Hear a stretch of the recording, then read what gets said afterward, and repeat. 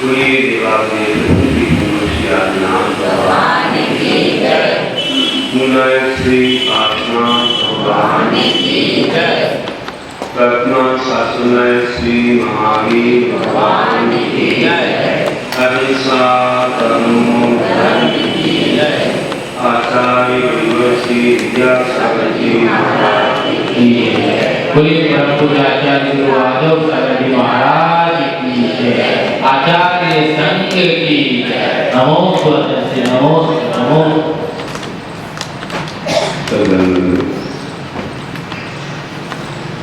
हम सब लोग सदाचार शक्ति काल में अपने जीवन को सदाचार से जोड़ने का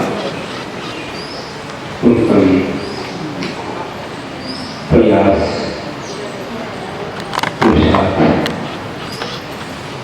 करते हुए आगे बढ़ते हैं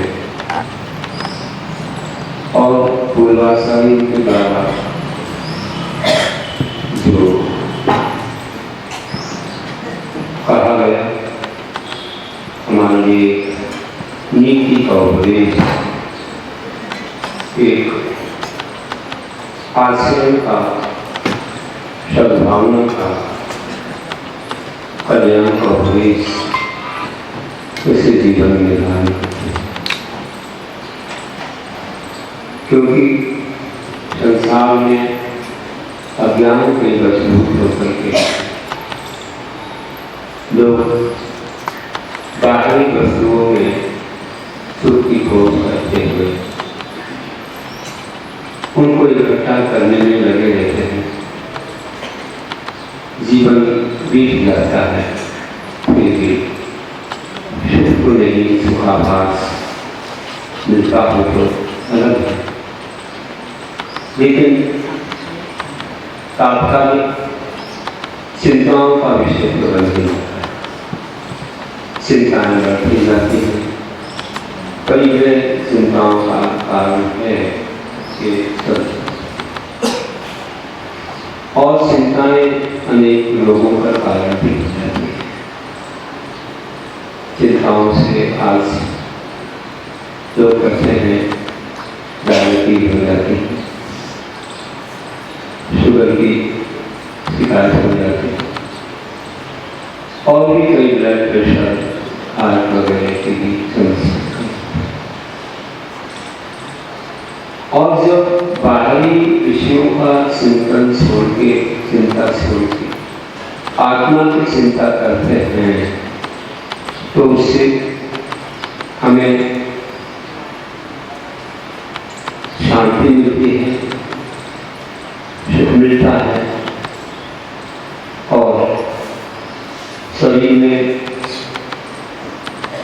एक प्रकार का आराम भी मिलता है। जब व्याधियां दूर होगी इसमें समझिए ध्यान भी होगा, शक्ति बढ़ेगी, कर्म की ऊर्जा और संगत का मौका भी मिलेगा। इसलिए हम 27 नंबर पेज पर 25 नंबर के पद में ये चिंतन करते हैं कि ज्यादा चिंता व्याधि धाम निजी चिंतन से पास। ज्यादा चिंताएं व्याधि का घर है और निज चिंतन से विश्राम मिलता है। इसलिए कहते हैं कि आराम अगर चाहते हो तो आप आत्म राम की ओर आओ, तुम्हें आराम मिले, ऐसा कहते हैं। और कल भी शाम को जब पढ़ रहे थे उसमें एक विषय आया था, इसमें आया था कि उत्तमा स्वार्थ चिंता सा देह चिंता समर्थमा अधमा काम चिंता पर चिंता धर्म। कि आत्मा की चिंता करना सबसे, शरीर की चिंता करना, उसका ख्याल रखना कि ये कर्म ज्ञान सहयोगी मध्यम ज़्यादा नहीं कि उसी में लगे रहे, क्योंकि मुख्यतः तो आत्मा की चिंता, धर्म ज्ञान को देना, और शरीर साथ दे रहा है तो शरीर की परवाह छोड़े, नहीं दे रहा थोड़ा आहार दे देते हैं उसको, फिर भूल जाते हैं। इनके दिन में आहार आहार आहार, शरीर शरीर, तो ये चीज हमें ध्यान रखना, क्योंकि हम जिसके लिए आहार कर रहे हैं और फिर शरीर जिसके लिए मिला है वह कार्य न करे, धर्म का कार्य सब है कि अनंत जन्मों के पुण्य से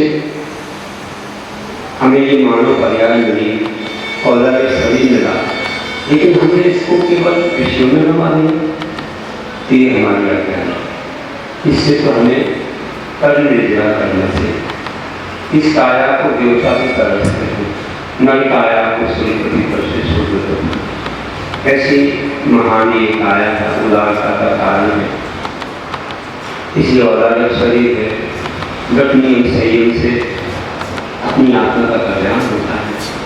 तो इस चीज का ध्यान हमें रखना चाहिए। तो अब काम विषयों की चिंता ये पाप की चिंता है, और संसार की चिंता में उलझे रहना, ये ऐसा है वो ऐसा है, इसने ऐसा किया उसने वैसा किया, कुछ काम धाम नहीं है, किसी लाभ में पड़े रहते हैं लोग, क्या वहाँ घूमते हैं, बैठते हैं, चर्चा करते हैं, पेपर पढ़ते हैं, न्यूज सुनते हैं, देखते हैं, इसमें संसार की ही बातें आती हैं, आत्मा की कोई बात नहीं। उतनी छोटी सी जानकारी के देश में क्या चल रहा है, लेकिन देखा उसी में उलझे नहीं, उठा पलट की बातें, गाँव प्रेस की बातें, उसमें कुछ भी साफ नहीं। उससे तो केवल हमें दोष ही नजर आते हैं, गुण तो दिखते ही नहीं। एक दूसरे की बुराइयां, उससे क्या लाभ है? तो महापाप की चिंता है।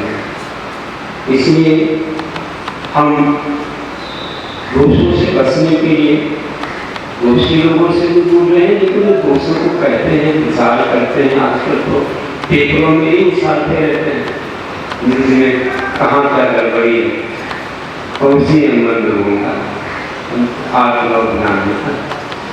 इसलिए कहा है कि बहुत दोष है शीतला सा, बहुत दोष है शीतला सा, दूर बचाना निज आशा।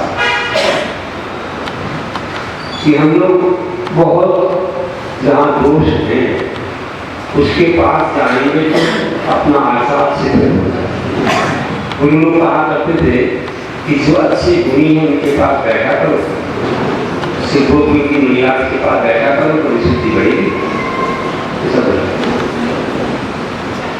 तो बहुत दोष होंगे तो शिष्टाचार होगा, अपने अंदर भी ऐसे भाव आएंगे, कोई कलम को देखे कलम का रंग बदलता लगेगा, असर तो हो जाता है, संगति का असर हो।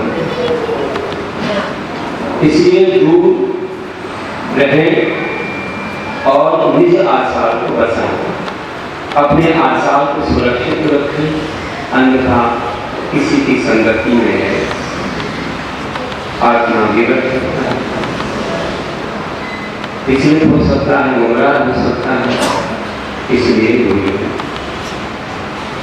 और थोड़ा बहुत लालच आता है लोगों को कि धन एवं मिल जाएगा, इनकी संगति से कुछ हमें भी धन कमाने का जरिया एक मार्ग मिल जाएगा।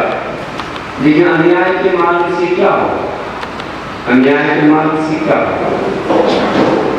हमारे अंदर कभी संतोष नहीं आएगा, हम संतोष नहीं धारण करेंगे बल्कि तृष्णा करते समय। तो तृष्णा की खाई ऐसी है, जब कुंड ऐसा है वो जितना भी ईंधन डालो उसकी पूर्ति के लिए और बढ़ता ही रहता है, बुझता नहीं है वो अपनी कुंड, संतोष आता ही नहीं है जीवन में। इसे लालच को छोड़ो और अपने पुण्य पाप पर विश्वास करके सही जगह कर्तव्य करो। यही अपना एक स्वाभिमान है कि हमें अपने कर्तव्य करना है, गलत मार्ग नहीं अपनाना, अपनी परंपरा का, अपने अपने धर्म का जो मार्ग मिला है उसे छोड़कर कहीं नहीं जाना। ना लालच जो करते जान स्व संतोषी स्वामी। वे स्व में संतोषी रहते हैं, जो उन्हें मिला है जो कुछ, क्या तो आत्मा में संतुष्ट है, क्या जो कुछ परंपरा से मिला है उसमें संतुष्ट। उन्हें बढ़ता है अपने आप सब हो जाता है। अब कई जगह तो ऐसा है कि संगतियां हमारे जीवन को विकृत भी बना देती हैं। संगतियां हमारे जीवन को विकृत बनाती हैं। आज का वातावरण ऐसा हो गया है कि आज ये फिल्मी दुनिया में लोगों को ऐसा आकर्षित किया है और ऐसा प्रभाव डाला है कि व्यक्ति उस तरफ ढल गया और अपनी लाज भी छोड़ दी।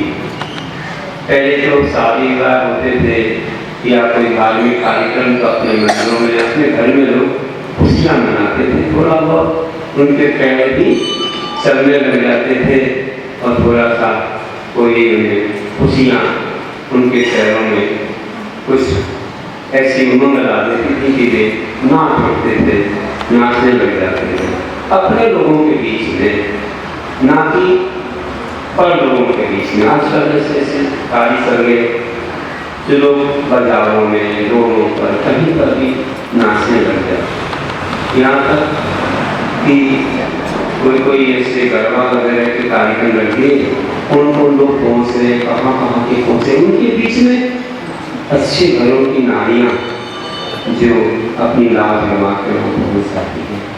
तो क्या रहता है, देखिए हम तो इतने अच्छे कुल में जन्मे हैं, उनके बड़े भाव होते हैं, हम इससे बसे, हम ऐसा निमित्त न जुटाएं कि इससे उनके भाव बुरे हों और अपने अपने महान धर्म को पा करके अपनी इस लोक लाज को खो दें। इसलिए कुल की पहचान होती है, जो कुल की नारी रहती है वो बाहर कितने संभल के रहती है, अपने कुल में, अपने मंदिर में, बस अपने धर्म ज्ञान, अपनी परंपरा को निभाने वाले लोग अच्छे माने जाते हैं, ना कि कहीं पर भी जा सके। उससे लगता है कि ये अच्छे कुल की स्त्री नहीं है, अच्छा कुलीन पुत्र नहीं है जो बुरी संगति में जा रहा है, किसके साथ बैठकर। अरे शराब की दुकान में बैठ करके दूध भी पिएगा तो लोग क्या समझेंगे, दूध पी रहा है तो शराब पी रहा है। महात्मा गांधी ने कहा था, विदेश गया, लौट के आया, संकल्प तक गया था, माँ ने संकल्प दिलाया था जैन साधु के पास कि मैं मर जाना पसंद करूँगा लेकिन माँ संगा मछली से बनने की। अब मैं बच कर के आया हूँ, फिर माँ को विश्वास नहीं हो रहा है, वो माँ कह रही नो एडमिशन परमिशन, अंदर आना हो तो पहले पूछ कर आओ, पहले तुम्हारी शुद्धि करेंगे इसके बाद आओ। शुद्धि क्यों करना है, क्या मालूम क्या किया तुमने।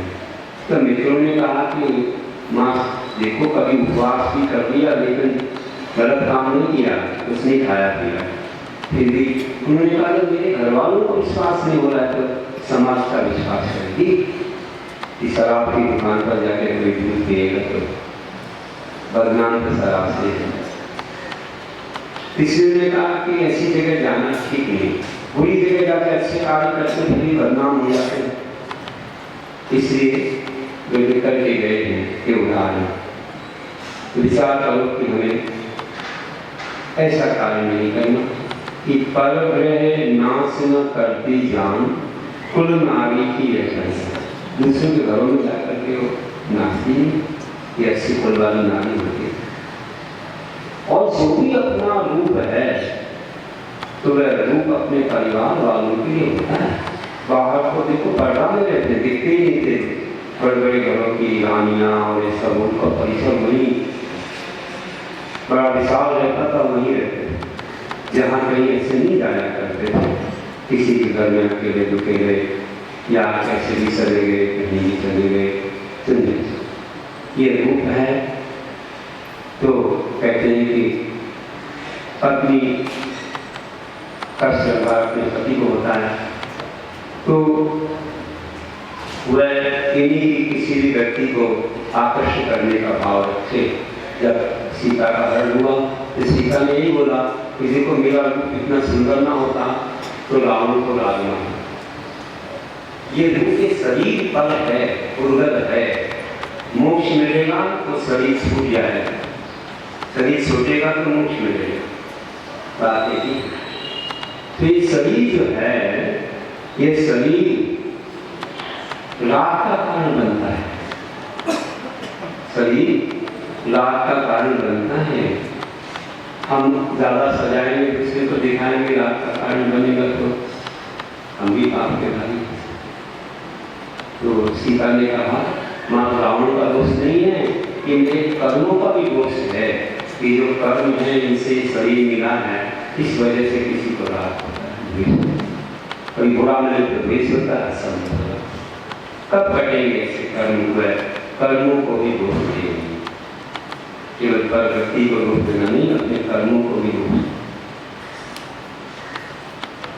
तो नहीं सजाओ, नहीं सजाओ अपना रूप, ना पाओगे बनिता। अपने रूप को ऐसे बार बार सजाना, बहुत बार दर्पण देखने से बार बार बनिता का रूप मिलता है, हमें नहीं चाहिए। इसलिए अपनी सीमा में काम करें, और जब हम आगे बढ़ेंगे तो हम ऐसा भी काम करेंगे कि जो कार्य हमें स्वार्थ से उठाएगा, ऊपर उठाएगा, इस स्वार्थ नहीं बनाएगा। हर जगह हम देखते हैं किसी की सेवा करो तो बोलता है कोई व्यक्ति, अरे तुमसे तुम्हें क्या मिलता है, क्या दे दिया उसने, तुम्हारा क्या संबंध है, इसको क्या संबंध है, मेरा तो कर्तव्य ही है, मेरा तो मिलिट्री मैन तो देश की रक्षा के लिए की सोची का हो जाए, कैलाश पर इतनी ठंडी शहरें हैं, बॉर्डर पर लगे हुए हैं, अपने घर परिवार से दूर आकर खान पान तक की उनको परवाह नहीं है, वे देश की रक्षा के लिए वहां गए। और हमने मानो अपने समाज में रह करके किसी व्यक्ति को उपकार कर दिया, क्योंकि हमारे पास था, वो धर्मात्मा नहीं था, और हमने मानो उपकार कर दिया तो तुमको क्या मिलता है, बोलते तुम्हारा क्या संबंध है, बोलते। तो भाई निस्वार्थी सेवा करना कर्तव्य। डॉक्टर अगर किसी का इलाज कर देता हो तो भैया रहने दो, कर दिया तुम्हारे पास नहीं है व्यवस्था होगा, ऐसे भाव अगर आते हैं स्वार्थ सेवा करने के तो कितना अच्छा होता है, क्योंकि वह जानता है कि मैं सेवा करूंगा तो मुझे तुरंत पुण्य कर्म की मेवा मिलनी है, कि मैं जो धर्म कार्य करूंगा, मंदिर की रक्षा, सेवा, सुरक्षा, मुनियों की, गैयावृत धर्मात्माओं की रक्षा, उनके लिए साधन सुविधा, तो इससे हमें जो पुण्य मिलेगा वह तो मेरा के समान है। ये जन्म कई जन्मों तक हमारे लिए वह साथ देगा, हमें सुख के साधन, चलो शरीर के सुख के साधन नहीं चाहिए, धर्म के साधन, मोक्ष मार्ग के साधन, सद्गति, अच्छी शक्ति, सामर्थ्य देगा, जिससे कि हम मोक्ष मार्ग पर आगे बढ़ें। ये सब चीजें कैसे मिलती है? बस उसी से मिलती है। इसलिए केवल धन पैसा पाने को लोग ये सेवा करते हैं। ये सेवा वो तो स्वार्थी स्वान के समान, कि स्वार्थी स्वान जो रोटी डालता है उसको पूछ जाता है और राही को पहुंचता है, तो स्वार्थी स्वान स्वार्थी कैसे। और जो सही अर्थी सही पुरुषार्थी है वह ये नहीं देखता है कि ये कौन है, बस इतना देखता है कि इसके बाद धार्मिक गुण है, बढ़ते चले जाएं, नहीं हो तो हम उसको धार्मिक बना करके आगे बढ़ाएंगे, सत्पात्री बना करके उसको हम सुविधाएं दे करके और समाज में अच्छा स्थान उसे प्राप्त कर। कीमत है आत्मा की कि ना धर्म धारण करे बिना। धर्मात्मा के बिना धर्म नहीं, धर्मात्मा में धर्म होता है पर किसी आत्मा उसी में धर्म होता है, कोई में नहीं होता। और हमारा धर्मात्मा को किसी ढंग से नीचा दिखाएं या निंदा करें तो फिर कहाँ धर्म रहेगा। हम तो वे हैं जो पापों के त्याग की शिक्षा देते हैं और उन्हें अच्छा बनाते हुए उन्हें धर्मात्मा बनाते हैं, मोक्ष मार्गी बनाते हैं। इसलिए हमेशा ध्यान रखना कि हमें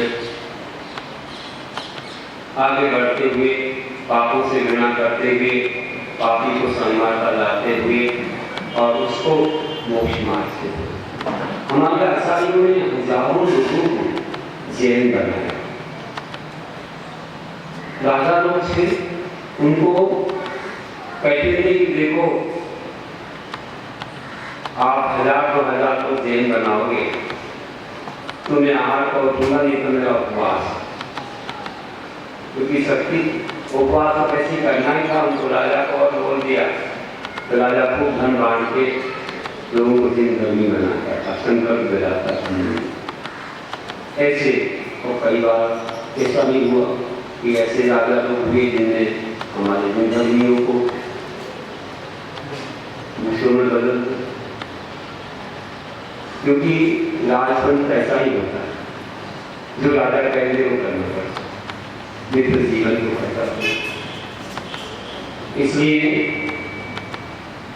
निस्वार्थी बन सेवा हो पुण्य की वृद्धि मेवा। निस्वार्थी बने बस सेवा पुण्य की मेवा देती है। और हम ये भी जान सकते हैं कि जो बड़े लोग हमको कहते हैं, कोई अच्छे कार्य बताते हैं, कई बार हम नहीं समझ पाते अभिप्राय को, उससे कुछ कम ज़्यादा कर देते हैं। तो कई बार उनका अभिप्राय से बाहर हो गया या वह विधि से अलग हो गया तो उससे कुछ काम बिगड़ दिया।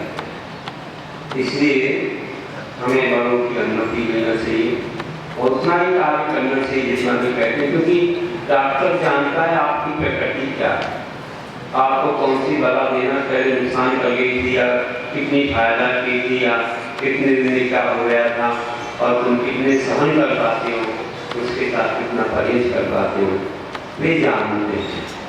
गुरु भी जानते, शिष्य तपस्या करता है, कितना सह लेता है, क्या करता है और कितने तप के माध्यम से अपने कार्य को सुखपूर्वक कर पाता है, किसी प्रकार की दुविधा नहीं होती है।